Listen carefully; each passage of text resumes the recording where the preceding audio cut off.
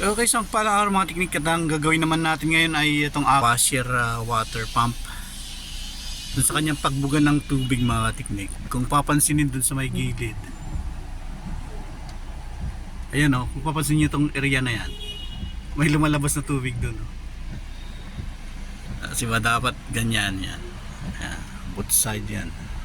Medyo mahina pa nga yung bigay ng, parang hindi pa aligned ha. Ayan, tingnan nyo, tuloy na apektuhan mga tekniko. Yung nasa panghuli na apektuhan, malit lang yung pulsit niya dahil yung pressure niya napakalit niya na kasi nga merong tagas doon sa so tingnan natin yung tagas na yun mga teknik. Ayan no, titignan nyo pali may tumatagas pa nga sa kanina. Ito yung problema. Ayun no, kitang kita mga teknik dito, ayun o. So tapalan natin yan. Tapalan natin. Gamit tayo ng ating Abro Epoxy. Yan, 5 minutes lang daw. 4 minutes pala. Yan, meron po tayong hardener at saka yung resin niya. Pag mix lang natin, tapos tapan natin doon. Yan, para madaling matuyo, punasan na lang natin ng tissue.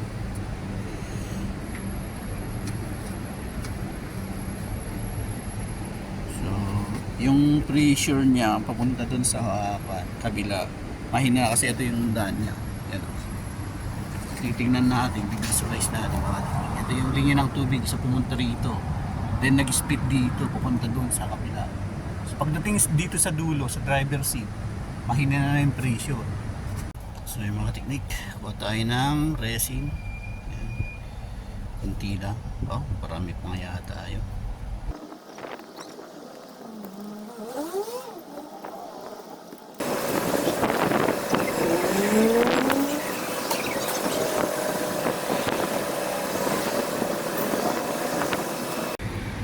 Ayan po siya mga teknik, hintayin lang natin matuyo, then testing natin ulit after a few, isang oras siguro, pero nakalagay naman doon 4 minutes, pero maigin na rin yung patagalin ng konti, hindi naman emergency mga teknik. Ayan. So balik tayo after 1 hour, sigurado tuyo na yan mamaya. Tignan natin ulit kung magkakaroon ulit, yung basang-basa pa siya mga teknik. So talagang tumagas dito yung tubig. Yan.